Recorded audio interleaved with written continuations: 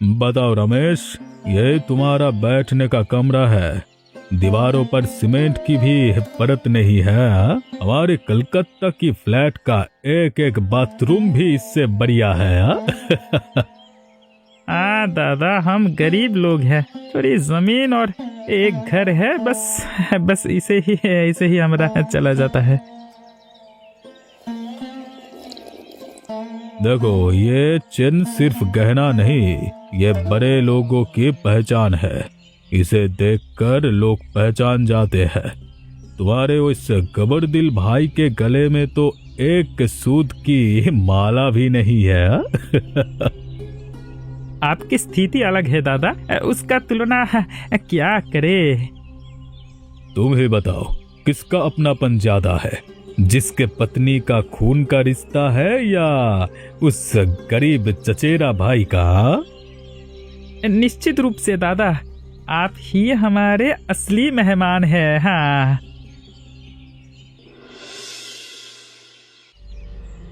चाचू, आप अपनी कहानी सुनाओ, वो जंगल के अंदर वाली कहानी। हाँ, वही पुराना बरगद का पेड़ वाला। तुम्हारे पिता और मैं बचपन में उस पेड़ पर चढ़ते थे। एक दिन उसका बड़ा भाई। फिर पापा पेड़ से उतर पाए? नहीं, मैं नीचे से डाल पकड़ कर रखता था, वो मेरे कंधे पर पैर रखकर उठता। सभी भाई एक दूसरे की मदद करते हैं। लेकिन पापा आज आपसे बात क्यों नहीं कर रहे? वे आज व्यस्त है तुम्हारे बड़े मामा के साथ। तुम ज्यादा मत सोचो।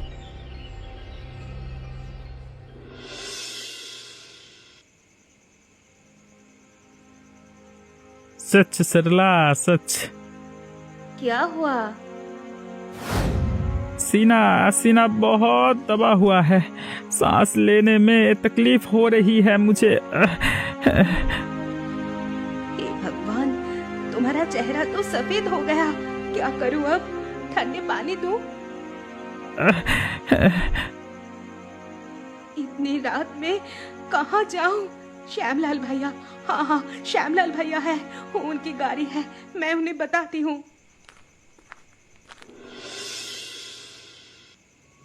पापा, पापा, पापा, आपको ऐसा क्यों हुआ? सुनो सुनो सुनो माँ, तुम्हारा पापा ठीक नहीं है आज। ओ श्यामलाल भैया, श्यामलाल भैया, दरवाजा खोलिए भैया। श्यामलाल भैया, कृपया एक बार दरवाजा खोलिए, बहुत जरूरी है। इतनी हलचल क्यों है, हाँ? रात के अंधेरे में सोने नहीं दोगे क्या? भैया माफ कीजिए, उनका तबीयत बहुत बीमार लग रहा है। छाती में दर्द है, सांस लेने में तकलीफ हो रही है। अगर आप गाड़ी देंगे तो उन्हें हॉस्पिटल ले जा सकते हैं। अस्पताल? यहाँ से शहर का अस्पताल तो 20 किलोमीटर दूर है, और इस अंधेरी रात में कच्चे रास्ते पर मेरे नया गाड़ी चलाओ, खराब हो जाएगी ना। लेकिन भैया, ये किसी इंसान का जीवन है, एक बार तो देख लीजिए उनके हालत। देखो, मैं डॉक्टर नहीं हूँ। ये लो, 10,000 रुपए लेकर कल सुबह अच्छे डॉक्टर से दिखा देना। गाड़ी मैं नहीं दे सकता। पैसे नहीं दादा, गाड़ी चाहिए, सिर्फ गाड़ी। उनके पास टाइम नहीं है, इस तरह किसी का जीवन चले जाएगा। कृपया कीजिए। छी छी, इतना ना बढ़ाओ, कल सुबह कर लेना। इससे पहले मैं कुछ नहीं कहूंगा।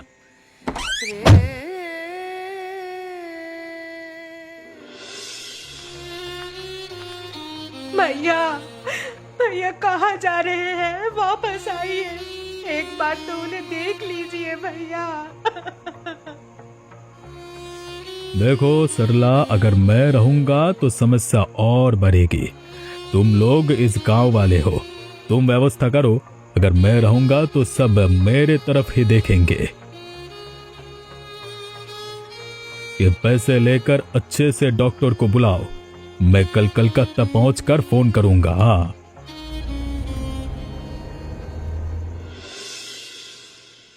ये दिल का दौरा है, समय बर्बाद नहीं किया जा सकता। सरला, मेरे कपड़े का बंडल बरमादे में है, ले आओ।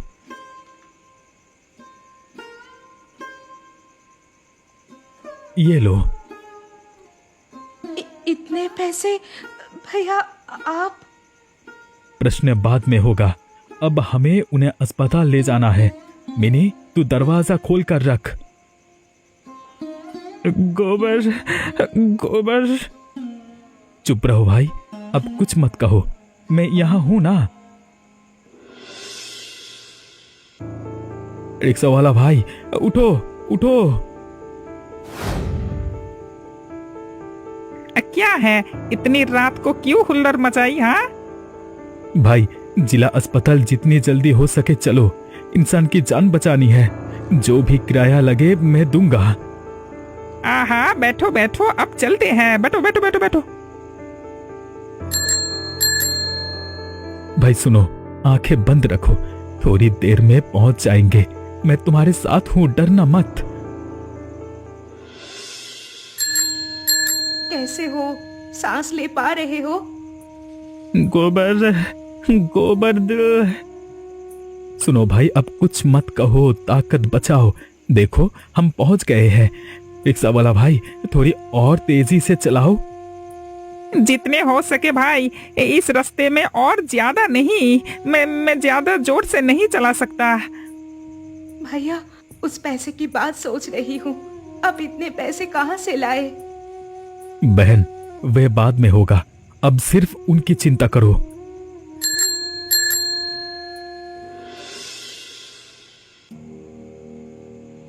आए, दिल का दौरा है, लेकिन समय पर आए।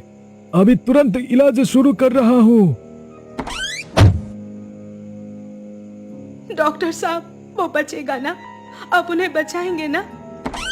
मरीज अब स्थिर है। आपकी जल्दी से मदद ने उसकी जान बचाई है। और देर हो जाती तो शायद बचाया नहीं जा सकता था।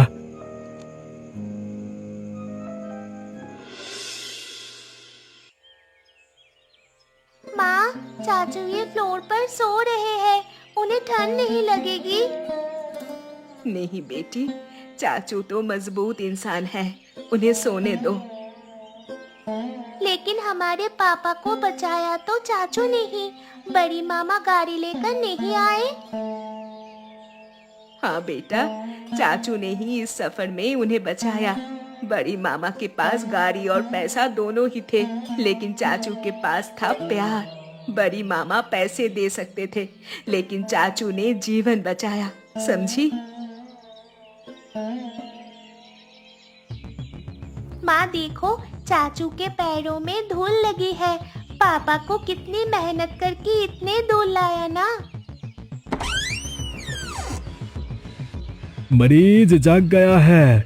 अब स्थिति स्थिर है। आप में से कोई एक अंदर जा सकता है, लेकिन जल्दी करना होगा।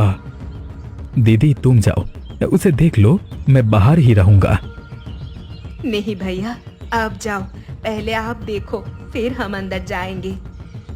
नहीं, तुम पत्नी हो, तुम्हारा पहला अधिकार है उसे देखने का। मैं बाद में जाऊंगा, बाद में देखूंगा, मैं तो यहाँ हूँ। दादा, मुझे माफ कर दो। क्या भाई, डर गए क्या? मैंने कहा ना, मैं हूँ, तुम्हारे साथ हमेशा रहूंगा। तुम हो इसीलिए मैं बचा हूँ।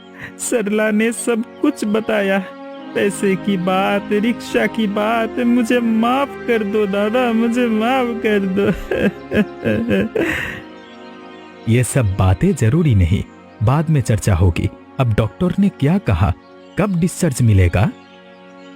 2-3 दिन और रहना होगा भैया, फिर पूरी तरह से नियम के हिसाब से आराम। नहीं भैया, मुझे प्रणाम करने दो, आपने हमारे घर को रोशन कर दिया। बहन, ये क्या कर रही हो? अगर मैं आज नहीं होता तो तुम ही रिक्शा पकड़ने जाती, तुम ही बचाती। मैंने तो वही किया जो बचपन में करना था। रमेश को खेलते समय गलत होने पर बचाया। मैंने कितनी बड़ी गलती की। मैंने केवल पैसे और सोने की चेन को देखा, इंसान का दिल नहीं देखा। आज समझा तुम्हारा दिल कितना बड़ा है। सुनो भाई, भाई का काम करने के लिए माफी मांगने की जरूरत नहीं। और बहन, अब ये माफी मांगना बंद करो। एक अनुरोध, इस पैसे की बात फिर मत उठाओ। वे आपकी माँ का जमा हुआ पैसा था, बहुत दिनों से मेरे पास पड़ा हुआ था। अब तुम्हारे काम आया, मैं उसी में आनंदित हूँ। चाचू, ये हाथी तुमने खुद बनाया? हाँ बेटी, शिमुल की लड़की से। तुम्हारे पापा बचपन में कहते थे, गवर्दा मुझे एक हाथी दो, तब मैं नहीं दे पाया, अब दे दिया। मिनी, ये हमारे घर की सबसे कीमती चीज है, बहुत ध्यान से रखना। हाँ चाचू, आप आज ही चले जाओगे? पापा अभी भी तो ठीक नहीं हुए। मेरे पास भी एक छोटा सा घर है। हाँ, मुर्गी, बकरी और खेती है, वो सब संभालना है। मैं चला जाऊं, फिर भी तुम्हारे पापा जल्दी स्वस्थ हो जाएंगे, दुख मत करना। दादा, मैं वादा करता हूँ, अब से घर का कोई काम तुम नहीं करोगे, वो हम करेंगे। सब ठीक रहेगा। अब तुम्हारा काम है डॉक्टर की इलाज मानना और सरला की सुनना। बहन, इस पर बाद में झगड़ा मत करना, उनके दिल अभी भी साफ और कमल है। हाँ भैया, जैसे आप कहेंगे वैसा ही होगा, और अपनी खबर देंगे। देंगे देंगे। अब चलो, मत उठो तुम रमेश, अगली बार जब आऊंगा तब और अच्छा समय बिताऊंगा। मिनी, पापा का ख्याल रखना। हाँ चाचू।